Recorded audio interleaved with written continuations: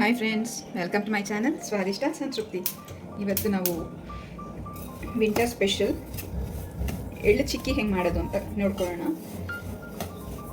ಎಳ್ಳು calcium rich, ಆಮೇಲೆ ಬೆಲ್ಲದಲ್ಲಿ ಮಾಡೋದ್ರಿಂದ ಬೆಲ್ಲ ಐರನ್ ರಿಚ್.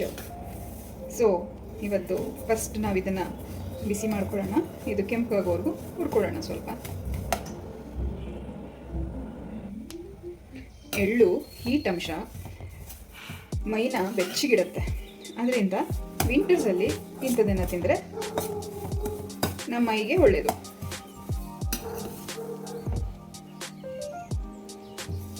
ನೋಡಿ, ಇದು ಆಗಿದೆ. ಈಗ ಸಾಕಿಷ್ಟು. ಈಗ ಸ್ಟಾಪ್ ಮಾಡೋಣ.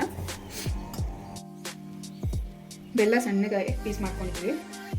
ಸೊ ಇದಕ್ಕೆ ಒಂದು ಸ್ಪೂನ್ ಅಷ್ಟು ನೀರು ಹಾಕ್ತಾ ಇದ್ದೀನಿ, ಬೆಲ್ಲ ಕರಗೋದಕ್ಕೆ. ಇದನ್ನು ಸಣ್ಣ ಉರಿಲಿ ಕರಗಿಸ್ಕೊಳ್ಳೋಣ.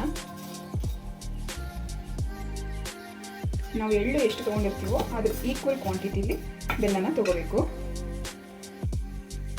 ಇದು ತುಂಬ ಈಸಿ ಮಾಡೋದು. ಸೊ ಮನೆಯಲ್ಲೇ ಈಸಿಯಾಗಿ ಮಾಡ್ಕೋಬೋದು. ಇಂಗ್ರೀಡಿಯೆಂಟ್ಸು ಅಷ್ಟೇ ಜಾಸ್ತಿ ಏನು ಬೇಕಾಗಿಲ್ಲ. ಬೆಲ್ಲ, ಎಳ್ಳು ಮತ್ತು ಟೇಸ್ಟಿಗೆ ಒಂದು ಏಲಕ್ಕಿ, ಇಷ್ಟೇ ಸಾಕು. ಬೇಗನೂ ಆಗುತ್ತೆ.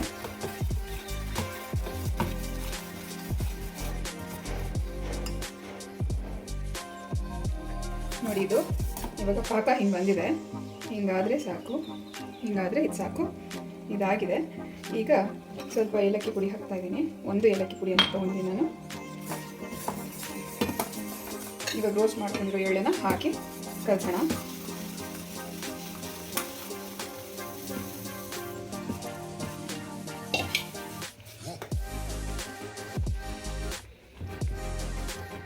ಇದು ಎರಡು ಬೆರೆತರೆ ಆಮೇಲೆ ಅದನ್ನು ಒಂದು ಪೇಪರ್ ಮೇಲೋ ಇಲ್ಲ ತಟ್ಟೆಗೋ ಹಾಕಿ ಇದನ್ನು ಸ್ಪ್ರೆಡ್ ಮಾಡಬೇಕು.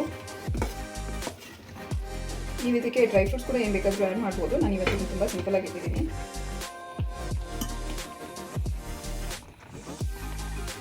ಇದಾಗಿದೆ. ಈಗ ಇದನ್ನು ನಾವು ಸ್ಪ್ರೆಡ್ ಮಾಡ್ಕೊಳ್ಳೋಣ.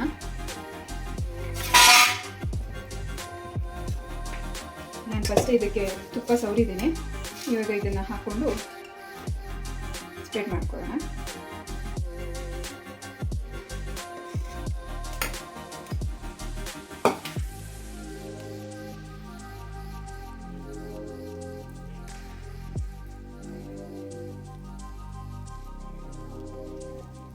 ಇಷ್ಟು ಈಸಿ ಅಲ್ವಾ ಫ್ರೆಂಡ್ಸ್? ಇದು ತಣ್ಣಗಾದ್ಮೇಲೆ ಇದನ್ನು ಕಟ್ ಮಾಡೋದು ಅಷ್ಟೇ. ನಿಮ್ಗೆ ಯಾವ ಥಿಕ್ನೆಸ್ಸಿಗೆ ಬೇಕೋ ಅಷ್ಟಕ್ಕೆ ಸವರ್ಕೊಂಡ್ರೆ ಸಾಕಾಗುತ್ತೆ.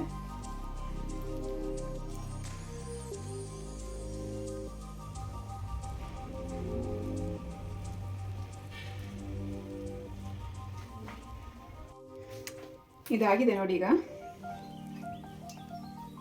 ಸೊ ಇದನ್ನು ಒಂದು ಚಾಕು ಸಹಾಯದಿಂದ ಹೀಗೆಲ್ಲನೂ ಕಟ್ ಮಾಡಿಕೊಂಡ್ರೆ ಈಸಿಯಾಗಿ ಬಂತು. ನೋಡಿ, ನಮ್ಮ ಚಿಕ್ಕಿ, ಸ್ವಾದಿಷ್ಟವಾಗಿರುವಂಥ ಸಂತೃಪ್ತಿ ಕೊಡುವಂಥ ಚಿಕ್ಕಿ ರೆಡಿಯಾಗಿದೆ. ಯಾವುದೇ ಆದ್ರೂ ಮೈಗೆ ಒಳ್ಳೆಯದು, ಹಿತಕರವಾಗಿರೋದು ಅಂತ ಎಷ್ಟಂದರೆ ಅಷ್ಟು ತಿನ್ನೋದಲ್ಲ. ಯಾವುದೇ ಆದರೂ ಹಿತವಾಗಿ ಮಿತವಾಗಿ ತಿಂದರೆ ಚೆನ್ನಾಗಿರುತ್ತೆ ಅಲ್ವಾ? Thank you.